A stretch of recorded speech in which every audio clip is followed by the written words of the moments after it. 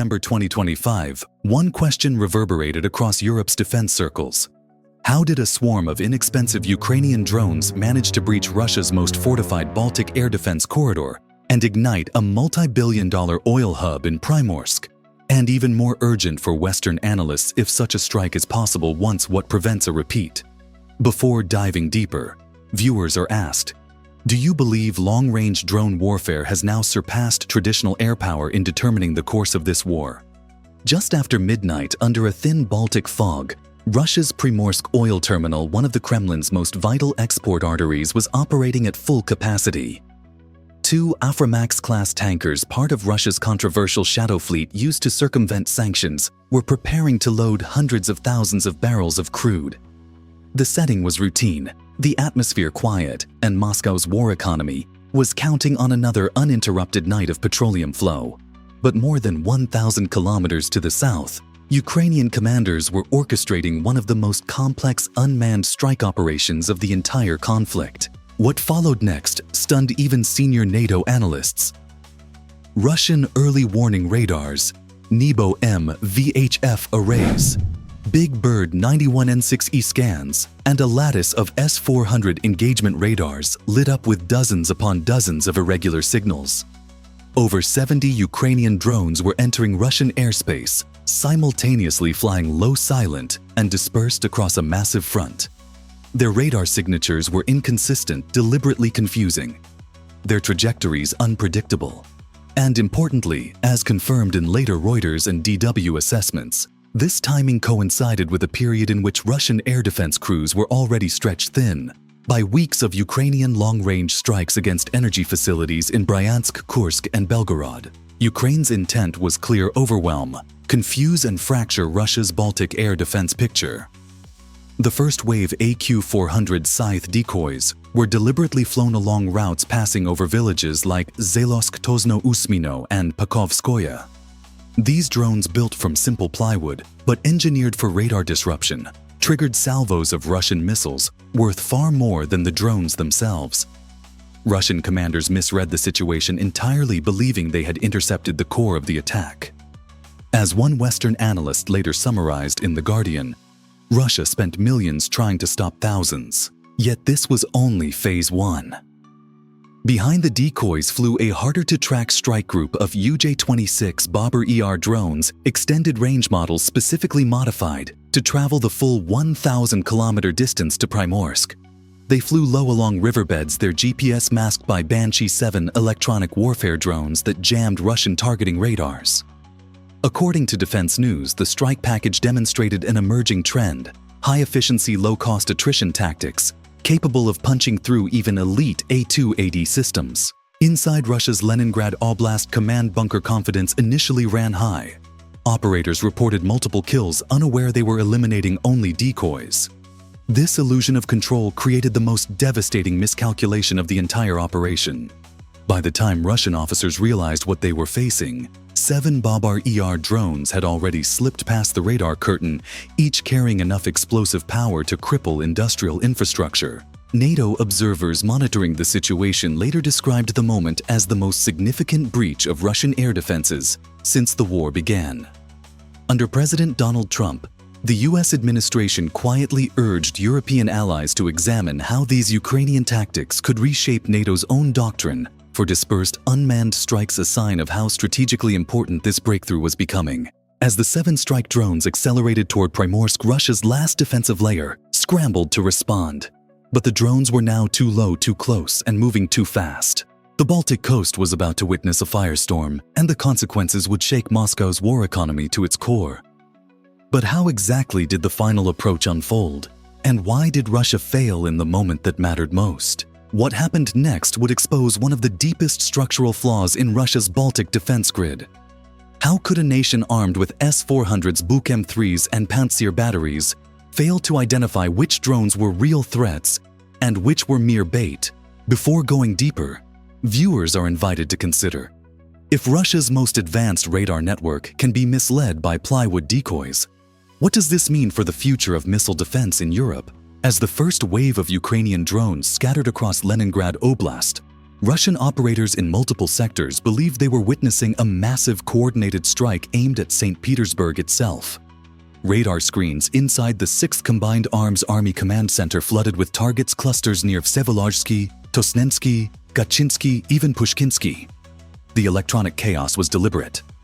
Every false signature forced Russia's automated air defense system to allocate precious radar time missiles and operator attention toward harmless decoys. Dozens of 48 N6 series interceptor missiles launched in rapid succession.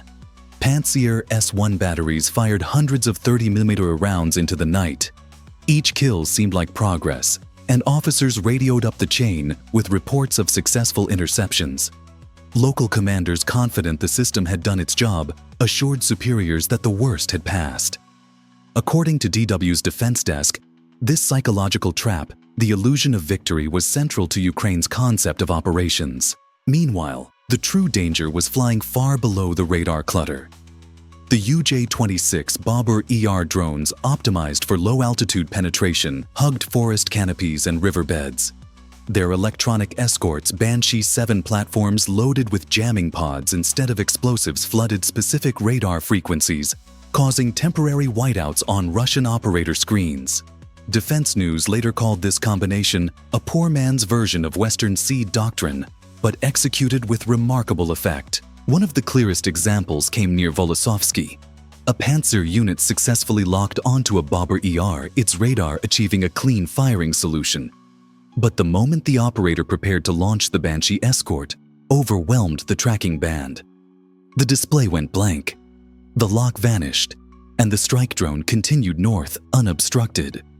Russian air defense crews, reeling from contradictory sensor data, began firing based on incomplete information, creating gaps that the bobbers exploited. Reuters later reported that Ukrainian intelligence had spent months studying Russian radar geometry around St. Petersburg, including relying on satellite data provided by European partners.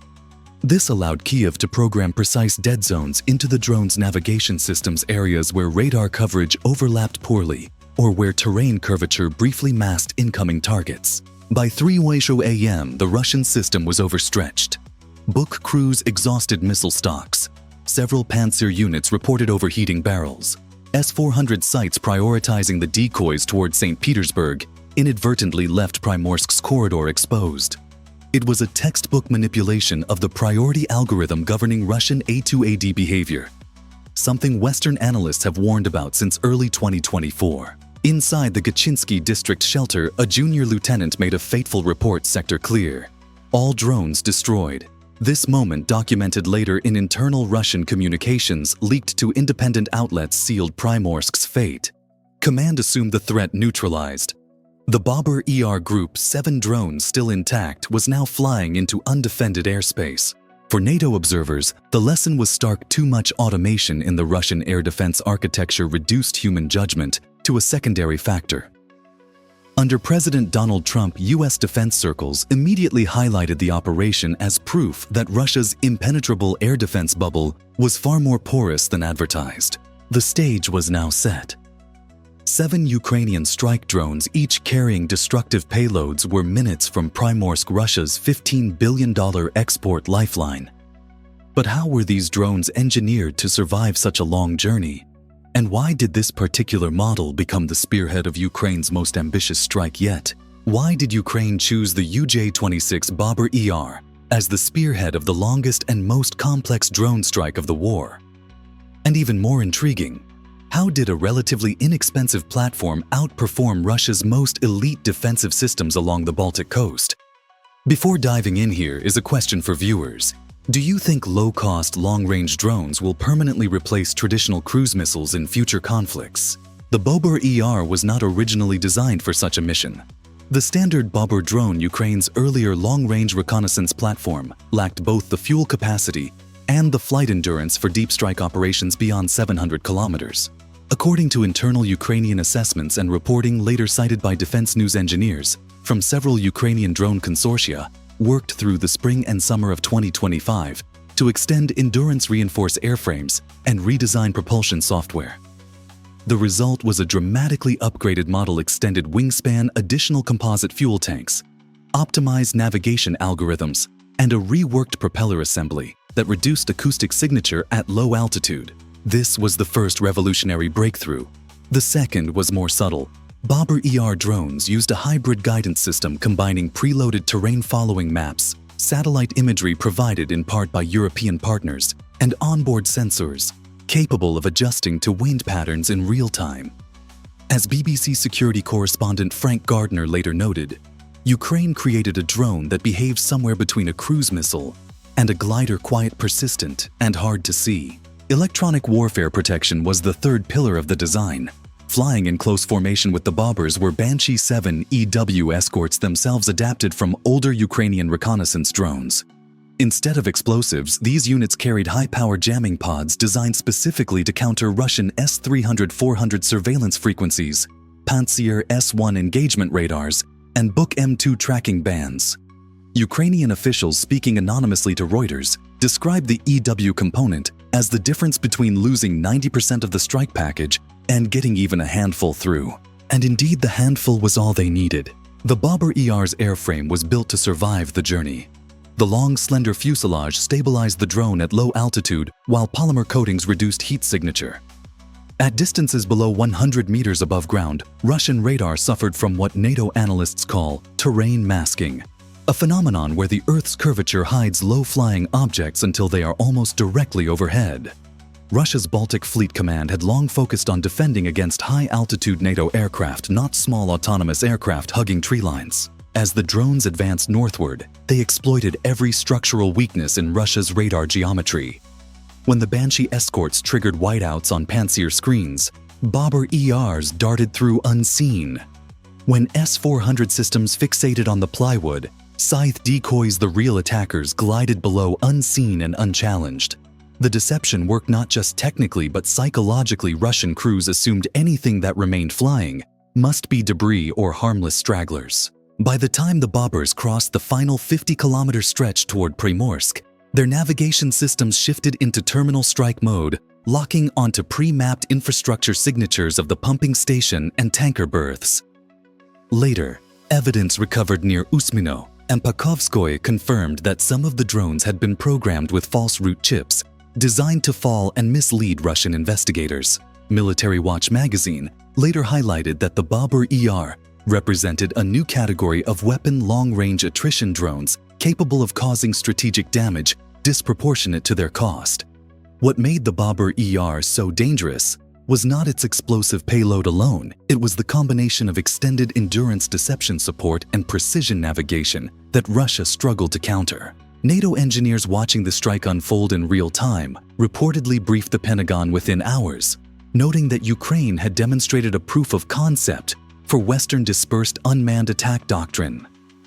Under President Donald Trump, U.S. officials began quietly evaluating how such systems could supplement long-range strike options in future Indo-Pacific and Arctic scenarios. The stage was now set for the moment of impact. 7 drones each carrying enough explosive force to cripple key oil infrastructure descending on Russia's most important Baltic export terminal. But how exactly did the attack unfold in those final seconds? And why were Russia's last defensive layers powerless to stop it? What unfolded over Primorsk, minutes before dawn on that late September morning, would mark one of the most consequential blows to Russia's wartime economy.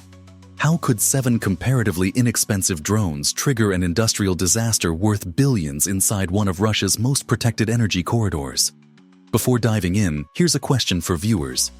Do you think Russia underestimated Ukraine's ability to strike deep inside its economic heartland? Or was this simply a failure of technology? At 4:45 a.m., the quiet hum of loading operations at Primorsk was abruptly shattered. Operators in the port's local Panzer S-1 defense unit detected multiple fast-approaching objects moving low over the Baltic tree line. This unit, positioned to defend the pumping station and tanker berths, launched a frantic salvo of 57 interceptors in under 2 minutes. But the drones flying barely above rooftops were now inside the Panzer's minimum engagement envelope. The system was built to defend against fast-moving aircraft and mid-altitude threats, not wave-skimming unmanned aircraft designed to exploit its blind spots. 4 Bobber ERs broke left toward the tanker piers, while 3 veered right toward the terminal's pumping and control infrastructure. One was intercepted at the last moment. The remaining 6 continued on undeterred. The first Bobber ER struck the control building of the pumping station with a thermobaric charge. Defense analysts interviewed by Reuters later noted that the blast signature indicated a fuel-air explosive designed to maximize internal overpressure. The resulting shockwave punched through reinforced walls, obliterating electrical systems and collapsing ventilation shafts. Less than 10 seconds later, a second drone slammed into the pipeline manifold where multiple high-pressure conduits converged. The explosion severed valves critical to controlling oil flow, triggering a chain reaction of leaks and fires. Operators attempted to activate emergency shutoff protocols, but the circuitry had already been destroyed. Simultaneously, the port's most vulnerable assets, the Aframax tankers Kapitan Lob and Sergei Gorshkov, became primary targets. 2 bombers locked onto the Kapitan Lob superstructure, one striking near the navigation bridge, and the other detonating inside a partially filled cargo tank. Flames shot dozens of meters upward as oil vapor ignited. The Sergei Gorshkov suffered an equally devastating fate. One drone hit the engine room, plunging internal systems into darkness, while the other ruptured loading manifolds, releasing thousands of liters of crude onto the pier.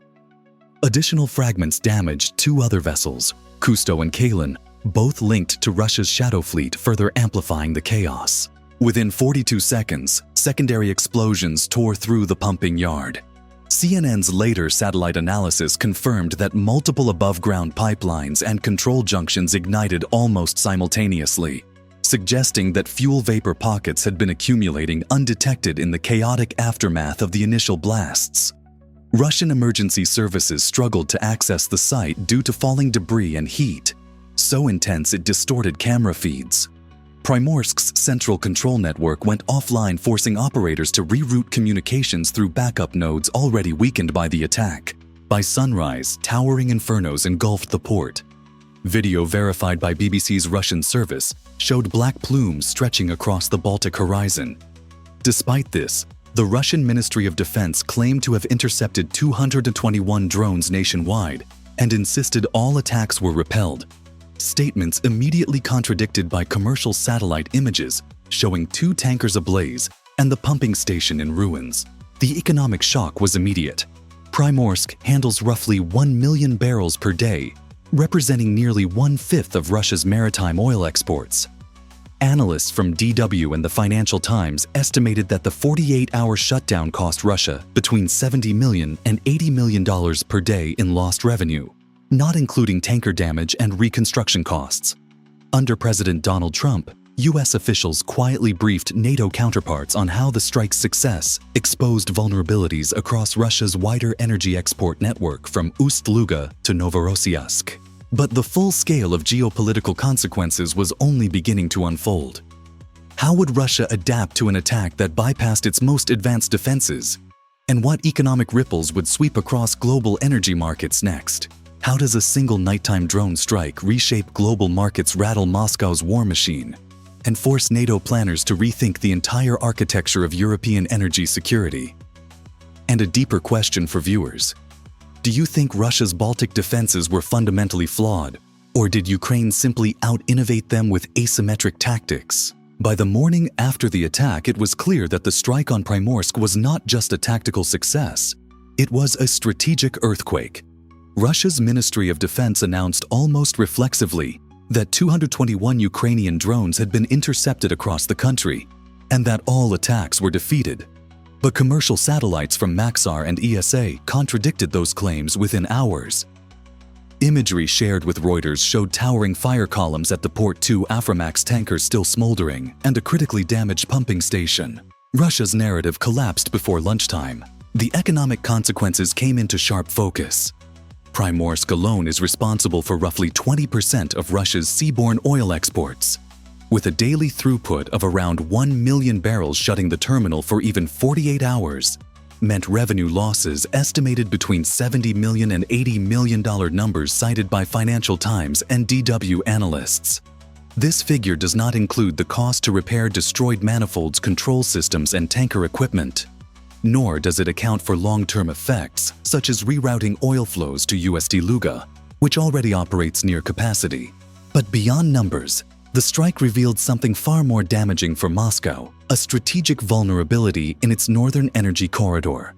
Russia had spent the better part of a decade investing in anti-access, area denial A2AD systems across the Baltic, with S-400 arrays positioned to deter NATO aircraft and missiles. Yet as this episode proved, those very defenses were calibrated toward external threats, not drones approaching from inside Russian airspace at low altitude. This mismatch became a point of concern for Western security services. Under US President Donald Trump, NATO's Joint Intelligence Center convened an emergency assessment concluding that Russia's northern defenses were overly centralized and slow to adapt to dispersed low-cost drone operations. Multiple NATO officials speaking to BBC and The Guardian said the Primorsk attack demonstrated a catastrophic over-reliance on high-end missile systems unsuited for mass drone warfare. From a military perspective, Ukraine's strike achieved three major breakthroughs now widely discussed in Western defense circles. Range problem solved. The Babur-ER proved Ukraine could strike targets more than 1,000 kilometers away, previously thought impossible without Western cruise missiles. Saturation overmatch. Dozens of scythe decoys forced Russia to expend expensive interceptors, opening corridors for real attackers. Electronic deception superiority. Banshee 7 EW drones exposed weaknesses in Russian radar processing, causing misidentification and systemic blind spots. But perhaps the most significant impact was psychological and geopolitical. For years, Russia had assured its population that its air defense network boasting S-400's Pantsir and Buk M3s was impenetrable. The images of burning tankers at Primorsk punctured that myth in spectacular fashion. Oil traders reacted instantly. Brent crude saw a brief 2 to 3% spike driven by fears that more attacks could target Russia's already strained export routes.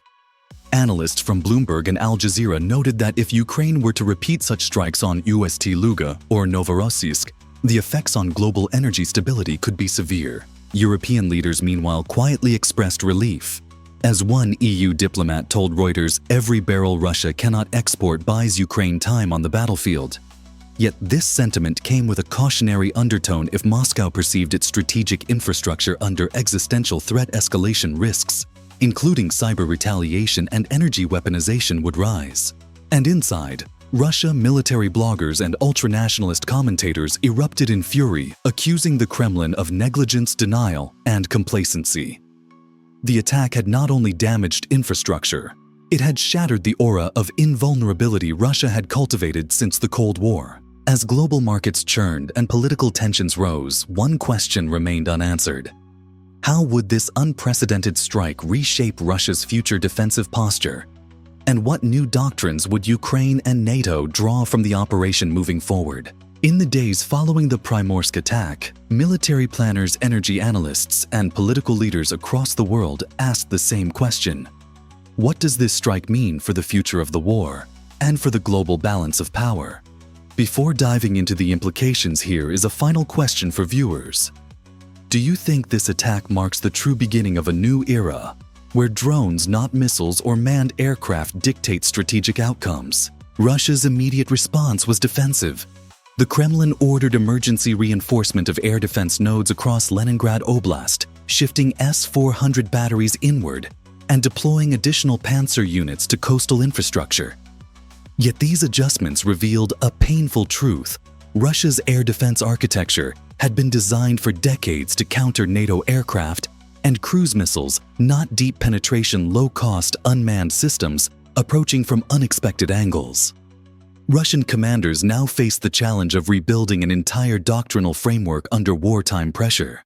Western intelligence agencies quickly assessed the broader implications. Under US President Donald Trump, NATO's Strategic Command released an internal paper noting the attack as the most significant operational demonstration of distributed long-range unmanned strike capability in Europe's modern history. The US, UK, and Baltic states began reviewing their own doctrines for swarm warfare, recognizing that Ukraine had essentially delivered a blueprint for bypassing traditional A2AD systems. For Ukraine, the strategic impact was twofold. First, the attack delivered a severe blow to Russia's ability to finance its war effort. With Primorsk accounting for nearly $15 billion in annual export throughput, Even a temporary disruption strained Moscow's already stretched logistics. Second, it demonstrated Kyiv's capacity to strike deep inside Russia without relying on Western long-range missiles, an important political signal at a time when Western aid packages were delayed or debated. From a technical perspective, analysts from Jane's Defense Weekly identified 4 long-term lessons. Asymmetric innovation beats expensive static defenses. High-end systems like the S-400 were overwhelmed not by superior weapons, but by cheap decoys and coordinated electronic warfare. Energy infrastructure is now a primary battlefield. Modern conflicts are won as much through economic attrition as through territorial advances. Terrain and curvature vulnerabilities can no longer be ignored. Low-altitude drone corridors will require new layers of defense, possibly laser-based or microwave systems. Swarm tactics are now a strategic disruptor. Ukraine demonstrated that a well-orchestrated swarm can inflict disproportionate strategic damage. Meanwhile, global markets continue to react. Although Russia managed to reroute some petroleum flows, bottlenecks at Ust-Luga and Novorossiysk raised concerns among European energy regulators. Analysts from The Guardian and Bloomberg warned that future Ukrainian strikes on these hubs could cause price spikes across global markets, effects that could spill into inflation, shipping costs, and winter energy reserves. Inside, Russia political fallout grew louder by the hour. Military bloggers demanded accountability, calling the attack the largest air defense humiliation since Soviet times. Even pro-Kremlin analysts acknowledged that the illusion of a fully protected northern corridor had been shattered. Ukraine, emboldened by the operation's success, began exploring follow-up strikes against logistics nodes, refinery complexes, and naval facilities. As reported by Reuters, Ukrainian engineers were already testing next-generation drones with extended range and dual-mode targeting, raising concerns that Moscow's most critical infrastructure, from Murmansk to Novorossiysk, could soon be within reach. For NATO, the strategic takeaway was unmistakable. Asymmetric warfare has permanently altered the security landscape of Europe. The Primorsk strike wasn't just a Ukrainian success. It was a signal that any future conflict in the region, whether involving Russia, NATO, or emerging actors, will be shaped by unmanned systems capable of overwhelming static defenses at scale. As fires smoldered over Primorsk and Russia scrambled to rebuild its damaged export hub, a new era of warfare had begun, one defined not by the size of a nation's arsenal, but by its creativity, adaptability, and command of the drone battlespace. But what happens next? Will Russia retaliate, adapt, or suffer further economic blows from continued Ukrainian innovation? And how long until both NATO and the US adopt similar swarm strategies on a global scale?